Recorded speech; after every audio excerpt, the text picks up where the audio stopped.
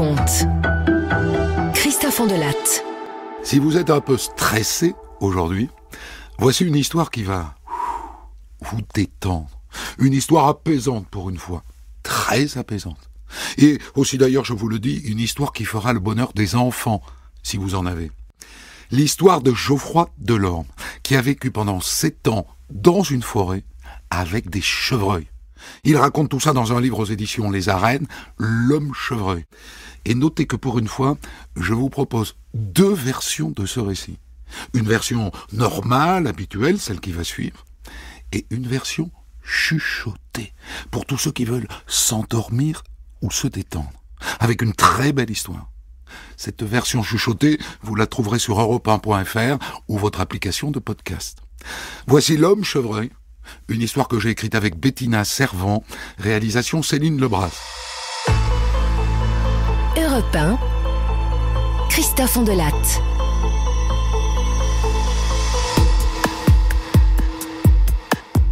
Tout gamin, depuis ma classe du cours préparatoire, je contemple le monde sauvage par la fenêtre.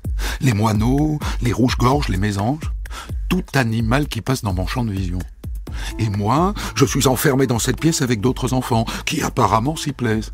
Et eux, ils sont libres. Je ressens déjà un bourgeon de mutinerie contre une vision humaine dans laquelle on essaye de m'enfermer.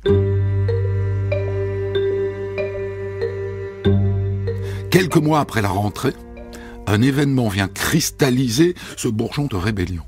Une sortie à la piscine. Arrivé devant le bassin, je suis tétanisé. C'est la première fois que je vois autant d'eau. Une peur instinctive m'envahit. « Allez Geoffroy ! Allô !» Le visage de la monitrice se crispe. « Allez Geoffroy, tu plonges !» Et là, elle s'approche de moi, elle me prend par la main et elle me jette dans l'eau. Je bois la tasse évidemment et je commence à couler. Quand je la vois plonger dans ma direction, je me dis « elle va me tuer !» Et là, mon instinct de survie me pousse à réaliser l'impensable. Je nage comme un petit chien jusqu'au milieu de la piscine. Je plonge pour passer le filet qui me sépare du grand bassin. J'arrive jusqu'au bout, je grimpe à l'échelle, je cours jusqu'au vestiaire, je me rhabille, je me faufile jusqu'à la sortie et je dévale la rue en courant, le regard brouillé par les larmes et le chlore. À la suite de cet incident, on décide de me faire arrêter l'école. Je poursuivrai ma scolarité à la maison grâce au CNED. Je me retrouve donc tout seul, dans ma chambre, sans copain, sans prof, avec heureusement une grande bibliothèque qui contient des trésors. Nicolas Vanier, Cousteau, Diane Fossé, Jane Goodall. Autant de livres qui racontent la nature et la vie sauvage.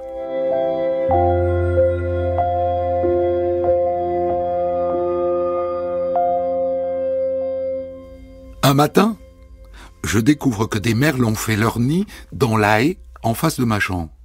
Dans mon cerveau, ça devient une injonction absolue. Je dois veiller sur eux. Éloigner les chats, notamment. Et du coup, de jour ou de nuit, j'ouvre ma fenêtre et je me glisse à l'extérieur pour prendre des nouvelles. Et à force de me voir, ils s'habituent à moi. Alors je leur donne à manger des miettes de pain, des vers de terre, des insectes. Et chaque jour qui passe, je gagne un peu de leur confiance. Je peux désormais regarder piailler les bébés à 20 cm d'eux.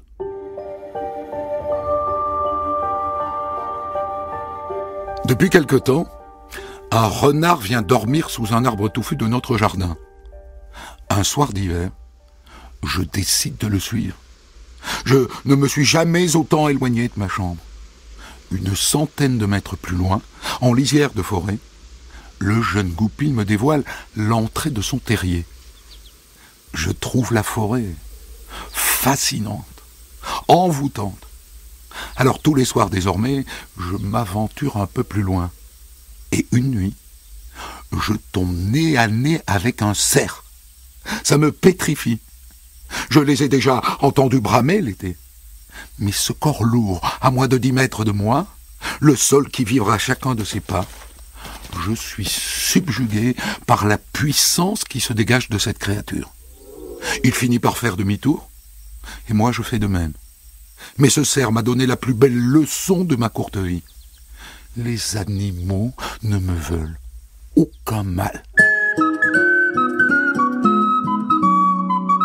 À l'âge de 16 ans, je prends la décision de passer non seulement mes nuits, mais aussi mes journées en forêt. Et le jour du bac, je décide de saborder le navire scolaire. Je jette ma feuille de convocation dans un champ de maïs. À la maison, on me dit que ce que je fais n'est pas un métier. On ne peut pas en vivre, Geoffroy. On ne peut pas en vivre, enfin. Mais l'argent n'est pas ma priorité. Je cherche une stabilité morale. Vivre le moment présent à l'image des animaux de la forêt. Me mettre à ma vraie place dans l'ordre des choses. Évidemment, personne ne croit en moi. Je n'ai aucun soutien. Mais plus on cherche à me retenir, plus les liens s'effilochent. Alors c'est décidé, je pars en forêt. Il y a une fable de La Fontaine qui décrit assez bien ce que je ressens à ce moment précis. Le loup et le chien. Une fable dont la morale est « mieux vaut être pauvre et libre que riche et contraint ». Mon expédition commence au mois d'avril. Ma forêt est une forêt de 4500 hectares dans le département de l'Eure, la forêt de Louviers, qui épouse la 4e boucle de la Seine. Je choisis de m'installer à l'est, sur un grand promontoire qui domine toute la vallée de la Seine. Avec mes économies, j'achète des boîtes de conserve, de l'eau potable et tout un tas d'outils dont j'ai l'impression d'avoir besoin pour survivre. Et je cache tout ça au pied d'un arbre, dans un entrelacs de racines. Hélas, quelques jours plus tard, les sangliers découvrent mon trésor. Et ils s'en délectent, Je retrouve toutes les conserves éventrées par leurs sabots. Les sangliers qui, d'une certaine manière, me disent « Non, mais tu te crois où ?» J'en conclus que la stratégie la plus efficace consiste à manger le plus possible ce que j'ai à ma disposition. Les feuilles de ronces, de bouleau, de charme, les baies, les châtaignes, les noisettes. Bref, énormément de plantes plus ou moins bonnes au goût, mais formidablement riches en nutriments. Et puis, il y a la nourriture que les chasseurs déposent au pied des arbres pour engraisser les sangliers. Des pastèques, des courgettes, des tomates, et aussi du pain. À partir de maintenant, les aliments extérieurs ne servent plus qu'en cas de disette. Là, la plus vulgaire boîte de raviolis m'offre désormais un moment de fête.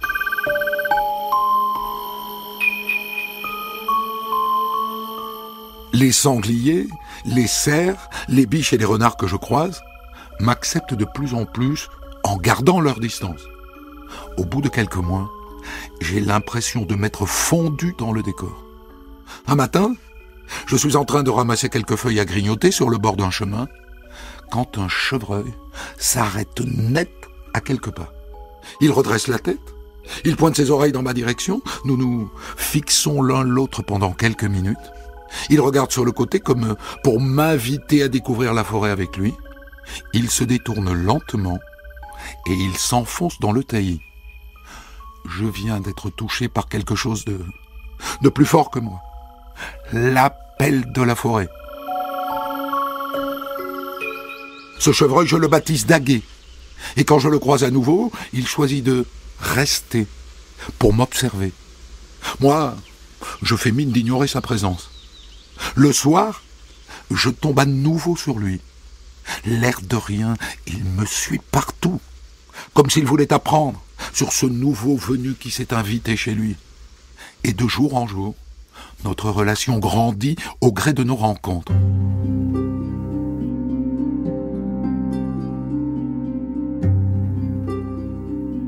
Aujourd'hui, je vais essayer de marcher derrière lui. Il est en train de ruminer, couché au pied d'un arbre. Je m'approche doucement, en ramassant de ci de là quelques feuilles. Je me cache derrière chaque arbre pour ne pas me faire remarquer. J'approche doucement à moitié accroupi. Et lui, il me regarde calmement, c'est à peine croyable. Quand j'arrive à une dizaine de mètres, il se lève, il s'étire, il m'observe Et nous restons plantés là pendant une bonne demi-heure. Il m'a intégré à son environnement. Un moment absolument magique. Pourvu qu'on ne soit pas dérangé par d'autres humains. Ce serait terrible s'il m'associait à eux.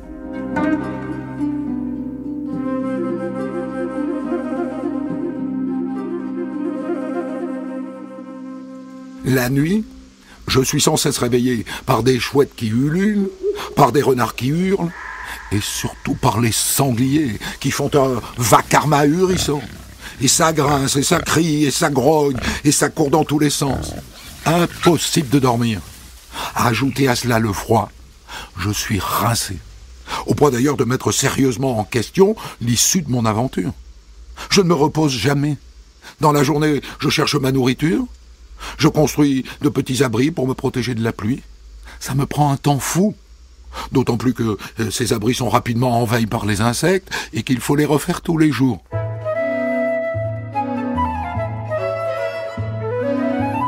Un matin, je remets tout à plat.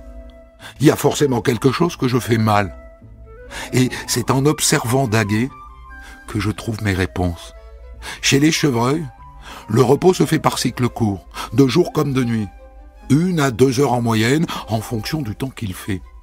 Il me faut calquer mon rythme de vie sur celui de mon compagnon d'aventure. Il n'est pas obligatoire de dormir la nuit. Alors je dors la journée, par plage de 2 heures.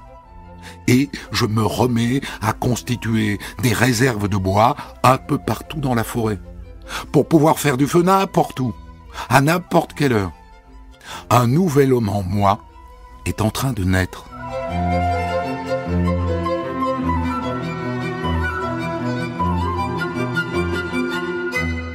Malgré le froid, les caprices de la météo et la faim, il faut que je limite l'entrée du monde moderne dans la forêt. Ne garder que le strict nécessaire. D'abord des vêtements de rechange pour lutter contre le froid, 2 pantalons en toile, une paire de jeans, 2 sous-pantalons en alpaga, des t-shirts en lin ou en chanvre, des pulls en laine vierge et 2 bonnets de marin. J'ai abandonné le coton, qui semble impossible à faire sécher. Pour éviter que tout ça ne pourrisse, tout est enfermé dans des sacs hermétiques, enterrés dans un coin stratégique de la forêt. Pour la cuisine, j'ai une poêle, une casserole et un couteau de survie.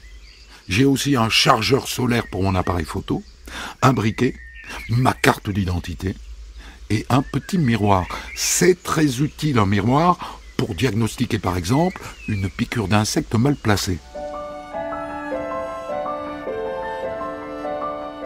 L'hiver, il y a moins à manger. Alors il faut apprendre à stocker. Ortie, menthe, origan, reine des prés, angélique. Je les mets le jour dans un filet à provisions accroché à une branche pour sécher et la nuit dans un sac hermétique. Et c'est comme ça qu'au bout d'1 an, j'atteins l'autonomie alimentaire.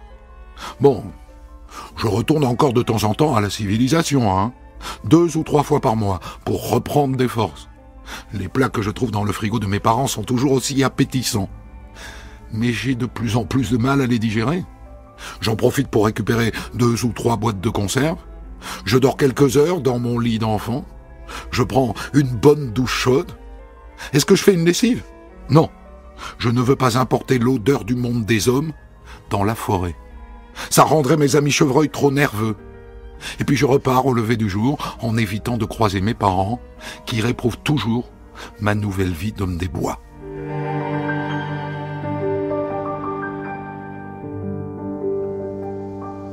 Vous vous demandez, je suppose, comment j'aborde les questions d'hygiène. J'ai un atout, je suis un berbe. Et une toilette régulière des pieds, des aisselles et des parties génitales devient amplement suffisante. Mais comment trouver de l'eau pour me laver? J'ai localisé 4 hêtres magnifiques de 40 mètres de haut qui forment en leur centre un gros chaudron, lequel chaudron retient parfaitement l'eau de pluie. Cette réserve est suffisante pour ma petite toilette.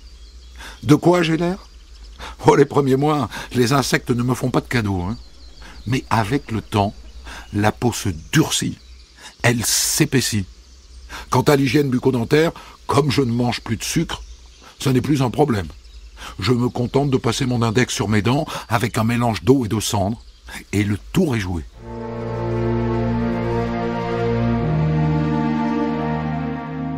Daguet m'apprivoise de plus en plus. Maintenant, il vient même jusqu'à mes pieds pour renifler l'odeur de mes chaussures. J'ai remarqué qu'il regarde surtout mes mains quand il approche. Il a peut-être peur qu'elle ne l'attrape. Mais je ne cherche pas à le caresser. Et Dieu sait si la tentation est grande. Un matin très tôt, il fait très sombre, le jour peine à se lever dans la grisaille ambiante, et j'entends de petits bruits, comme des chuchotements. Daguet, qui a une ouïe extraordinaire, les capte aussitôt. On s'avance, il s'arrête, il hume l'air, il semble intrigué. Pas de la peur, de la curiosité. Et on arrive dans la pinède, où règne un autre chevreuil que j'ai baptisé Six Pointes. Celui-là, il est très territorial, et il a un sacré caractère. Je le surnomme aussi le gueulard, parce qu'il aboie sur tout ce qui bouge. Six Pointes a une compagne, une magnifique petite chevrette au corps élancé que j'ai baptisée Étoile. Et ce matin-là, justement, j'aperçois Étoile dans l'obscurité ambiante. Elle est seule et couchée. Six Pointes n'est pas là. Quand elle voit Daguet, elle renifle d'abord dans notre direction, elle se lève, elle trotte péniblement vers nous en aboyant faiblement.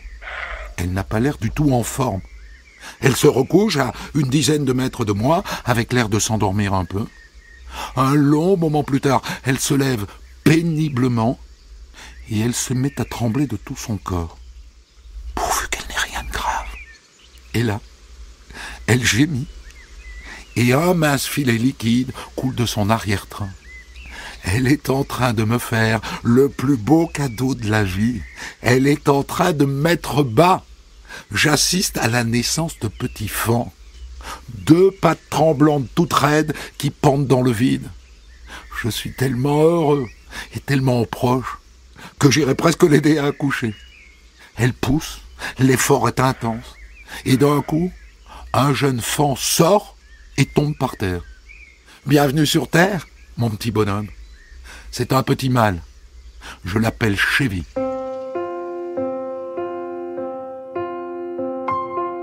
L'été est bien avancé. Il fait chaud. Le ciel est d'un bleu profond et le soleil brille. Pour se réchauffer, Daguet décide d'aller se coucher dans les hautes herbes d'une clairière. Moi, j'en profite pour emprunter des pastèques et des melons que des chasseurs ont déposés auprès d'un jeune pommier. Et puis, à mon tour, je vais me coucher dans la clairière. Et là, se passe quelque chose d'exceptionnel que je n'attendais pas du tout. Daguet vient se blottir contre moi. Je sens son corps tout chaud contre ma jambe. Et j'ai très envie de le caresser, mais j'ai trop peur qu'il n'aime pas, que ça lui coupe l'envie de recommencer. Il relève un peu la tête, il bâille, et il repose sa tête sur ma cuisse. Et là, j'en profite pour lui caresser un peu la joue avec mon pouce. Il semble apprécier.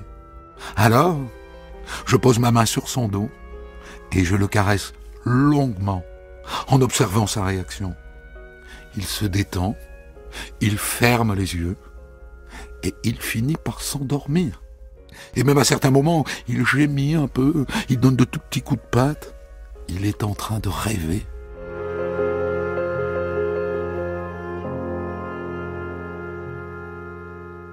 Pas un bruit ne vient perturber la plénitude de ce moment. Et puis soudain, des promeneurs qui ont l'air de vouloir traverser la prairie. Ils se dirigent droit sur nous. Ils arrivent à notre hauteur.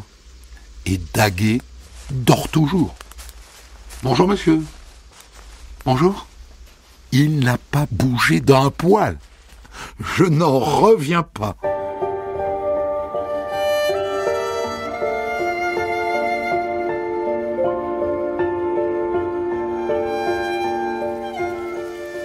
Par une longue nuit d'automne, je suis en train de marcher avec Étoile. Depuis plusieurs jours, il pleut, sans discontinuer. Étoile mange quelques chanterelles, et moi je prends les restes au fond de ma gamelle. Et à un moment, je sens quelque chose d'étrange qui vibre sous mes pieds. Et soudain, un coup de fusil déchire le silence de la forêt. Aussitôt je cherche Étoile du regard, elle est paniquée. Et la terre sous mes pieds continue de vibrer de plus en plus fort. Et là, j'aperçois dans un galop désorganisé une vingtaine de cerfs et de biches qui foncent dans ma direction. Un deuxième coup de fusil résonne. Et une balle effleure Étoile. Elle passe à côté de moi en aboyant et elle s'enfuit de toutes ses forces. Et moi, je me lance à sa poursuite. J'ai beaucoup de mal à la suivre. Je ralentis. Elle ralentit. Je la vois tituber un peu. Je m'approche d'elle. J'essaye d'évaluer la gravité de sa blessure. Et là, au loin, j'entends un cor de chasse sonner 4 coups. C'est le signal du chevreuil.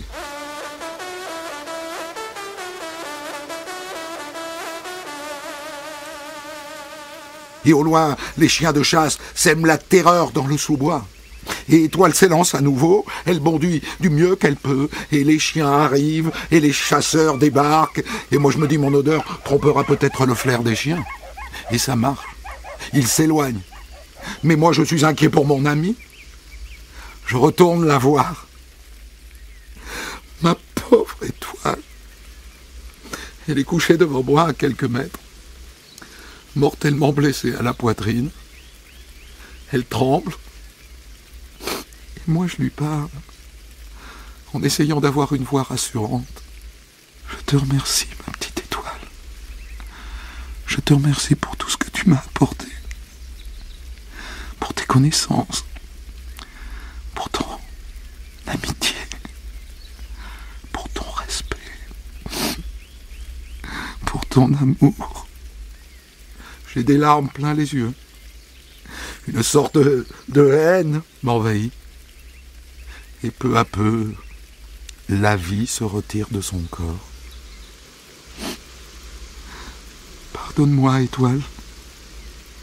J'ai pas su te protéger.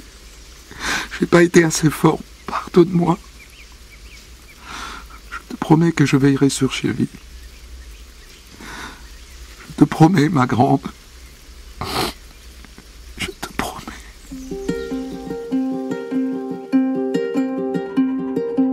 Je sais que les chasseurs vont la chercher avec leurs chiens. Ils pisteront sa trace jusqu'à ce qu'ils retrouvent son cadavre.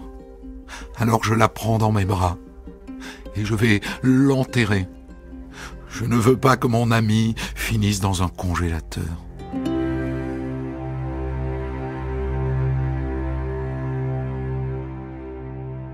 Une nuit, alors que tout est tranquille, je décide de retourner à la maison. J'y vais toujours la nuit pour ne pas croiser mes parents. Aujourd'hui, j'y vais pour prendre une douche chaude, mais aussi parce que j'ai un mauvais pressentiment. Ça fait un moment que je n'ai pas quitté la forêt. Je marche sur le trottoir le long de la rue, éclairé par de vieux lampadaires. Le portillon de la maison est fermé à double tour. Je passe par-dessus. J'insère ma clé dans la serrure de la porte d'entrée. Quelque chose bloque. Impossible de l'ouvrir. Alors je décide de passer par la porte du garage.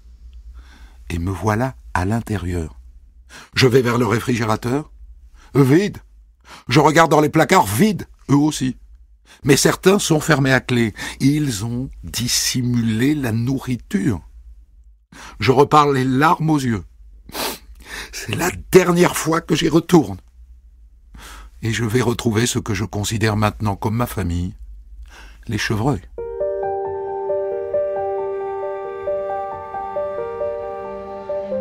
Dès mon retour en forêt, je veux voir Chévi, le fils d'Étoile, ce petit mâle que j'ai vu naître. Avec lui, j'ai maintenant un degré de complicité auquel je n'ai jamais eu accès avec les autres chevreuils. Comme si on se connaissait depuis toujours. Il m'a intégré dans sa vie. Grâce à lui, je me sens un peu chevreuil. Et ce soir-là, je veux le voir. Je veux lui confier ma peine. Mais je le trouve pas. Les heures passent, je ne le trouve pas, et la déprime me gagne. Et puis enfin le voilà. Le voilà debout qui m'observe. Je cours vers lui à toute allure, sans réfléchir, et je l'agrippe. Je mets mes 2 mains autour de son cou, et je me mets à pleurer sur son épaule. Il reste immobile pendant de longues minutes. Je sens son cœur qui bat contre ma joue. Et il se met à me lécher le visage. Chévi est plus qu'un ami. Chévi est un frère. J'ai découvert une personne non humaine pour qui j'ai une incroyable estime.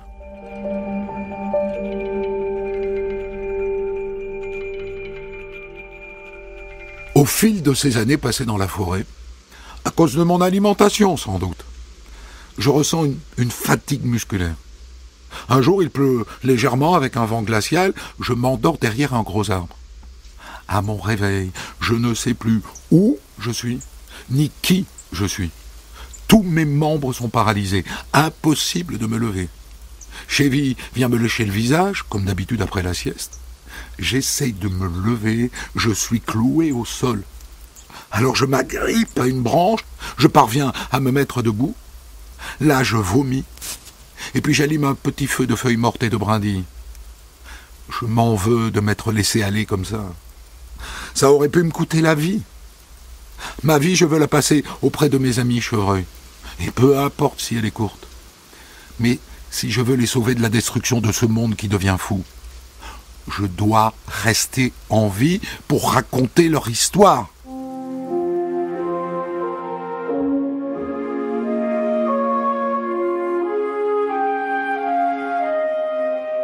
Un jour, j'aperçois au loin une personne qui promène son chien. Et pour la première fois depuis que j'ai choisi de vivre en forêt, je décide d'aller vers elle. Bonsoir. Bonsoir, monsieur. C'est une promeneuse. Son chien est un petit berger des Pyrénées. Je préfère vous prévenir, il y a un gros sanglier qui se balade un peu plus haut, là. Pour votre sécurité et celle de votre chien, faudrait mieux que vous fassiez demi-tour, hein. Ah, d'accord, merci. Vous connaissez bien la forêt ? Oui, je suis photographe animalier. Et là, je commence à lui parler de mes chevreuils. Oh, c'est passionnant. Vous devriez exposer vos photos pour faire connaître la vie des chevreuils.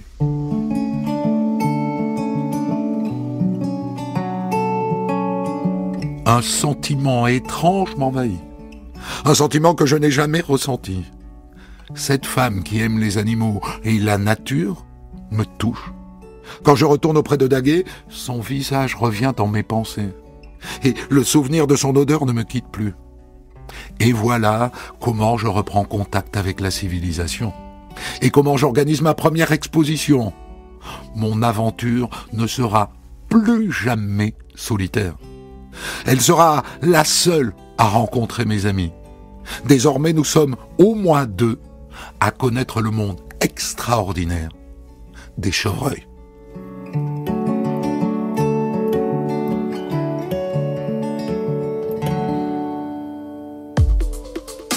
Des centaines d'histoires disponibles sur vos plateformes d'écoute et sur europe1.fr.